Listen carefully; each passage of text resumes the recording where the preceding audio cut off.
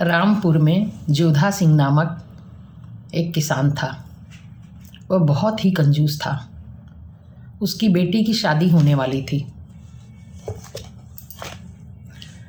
लेकिन जोधा सिंह ने सोचा कि अगर इसी गांव से शादी करेंगे तो गांव वालों को बुलाकर भोजन कराने में बहुत खर्च होगा, इसलिए इन सबको यहीं छोड़कर किसी दूसरे गांव से शादी कर लें। जोधा सिंह ने गांव वालों को कहा कि विवाह तो दूसरी जगह है, दूसरे शहर से है, क्योंकि लड़के के पिता ने वहीं से विवाह करने का जिद किया है। ठीक है। 2 दिन पहले अपने बेटे को उस गांव में व्यवस्था करने के लिए जोधा सिंह ने भेज दिया।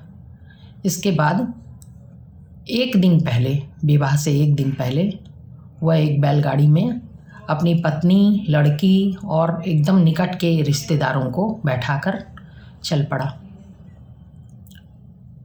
रात तक पहुंच जाना था उन लोगों को, किंतु बीच रास्ते में एक बैल की तबीयत खराब हो गई। उसने उस बैल को किसी गृहस्थ के यहाँ छोड़ा और दूसरा बैल किसी तरह से लेकर चला। इस काम में उसे जाने में लेट हो गई और रात तक वे लोग आधा ही रास्ता तय कर पाए थे। इसी बीच में पानी बरस गया और रात होने के कारण उल्लुओं की और सियारों की आवाज़ें आने लगीं, जो काफ़ी डरावनी थी। और अचानक ही उसकी गाड़ी का पहिया कीचड़ में धंस गया।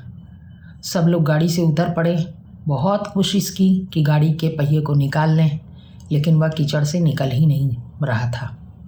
अचानक ही उसे लगा कि गाड़ी की छत पर कोई कूदा है, तो उसने ध्यान दिया, देखा कि कई पिशाच जो है गाड़ी की छत पर पलाथी मार के बैठने की तैयारी कर रहे हैं।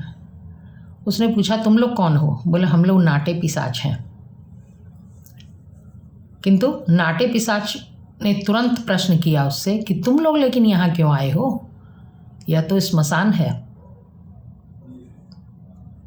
तब उस किसान ने, जोधा सिंह ने, संभल कर बोला, नहीं, हम लोग यहाँ क्यों आते? हमारे यहाँ तो बेटी की शादी है, हम इतने बदकिस्मत थोड़ी हैं कि स्मशान में आएंगे। तो पिशाच जो है शादी का नाम सुनकर बहुत खुश हुए कि अरे शादी हो रही है, बहुत मिठाई मिलेगी, लड्डू मिलेगा, चलो चलो, नाचने लगे। तब जोधा सिंह ने कहा कि अरे क्या लड्डू मिलेगा, शादी होगी तब ना, गाड़ी तो यहाँ फंसी पड़ी है। तब पिशाचों ने कहा कि अगर तुम वादा करो कि कल हम लोगों को सबको मिठाई खिलाओगे, हम लोगों को भी शादी में ले चलोगे, तब मैं हम लोग तुम्हारी गाड़ी निकाल देंगे। बोले, ठीक है, गाड़ी निकालो, तुम लोगों को साथ में लेके चलूँगा। उन लोगों ने क्षण मात्र में ही गाड़ी बाहर निकाल दी। सब लोग गाड़ी में बैठकर अब चल पड़े। पिशाच भी साथ हैं, ऊपर छत पर बैठे हैं गाड़ी के। इधर जोधा सिंह की पत्नी खींच कर बोली कि अपने रिश्तेदारों को तो और गांव वालों को तो नहीं खिलाया तुमने शादी में, उनको तो यहाँ छोड़ कर जा रहे हो और इन पिशाचों को साथ ले जा रहे हो, इनको खिलाओगे मिठाई?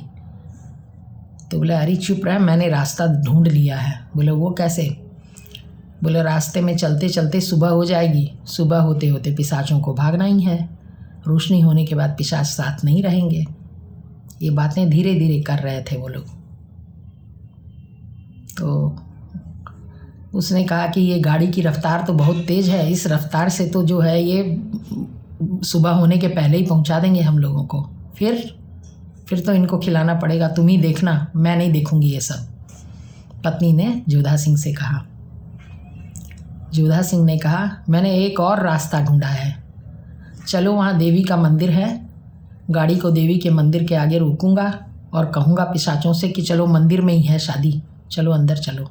ये तो मंदिर में जाएंगे नहीं, तो इनसे वैसे छुटकारा हो जाएगा। पत्नी ये बात सुनकर खुश हुई, तो उसने पिशाचों को धोखा देने के फेर में थोड़े ज़ोर से स्वर में कहा कि अरे धीरे बोलो, और नहीं तो ये पिशाच सुन लेंगे। ऐसा करके वो लोग नींद में सो गए। गाड़ी में गाड़ी चल रही थी, गाड़ी चली जा रही थी। अचानक ही जब तेज झटका लगा तो उन लोगों की नींद खुली। जोधा सिंह ने देखा कि वह गाड़ी तो उसी कीचड़ में धंसी हुई है, कहीं वो लोग आगे नहीं बढ़े हैं। तब उसने अपनी पत्नी से कहा, अरे तूने बड़ी मूर्खता कर दी और मुझे बकने को दे छोड़ दिया। ये सब पिशाचों ने सुन लिया, वापस लाके इसी गड्ढे में डाल दिया है। रात भर गाड़ी चलाते रहे पिशाच और यहाँ लाकर वापस इसी गड्ढे में गाड़ी पड़ी है। तो जोधा सिंह को अपनी कंजूसी की सज़ा मिल गई। वह गांव वालों को क्या खिलाता, वो शादी ही नहीं हुई। उस दिन वो लोग पहुँचे ही नहीं शादी के स्थान पर। तो अब दोबारा से सारी आफतें जोधा सिंह के लिए तैयार हैं और ज़्यादा खर्च होगा।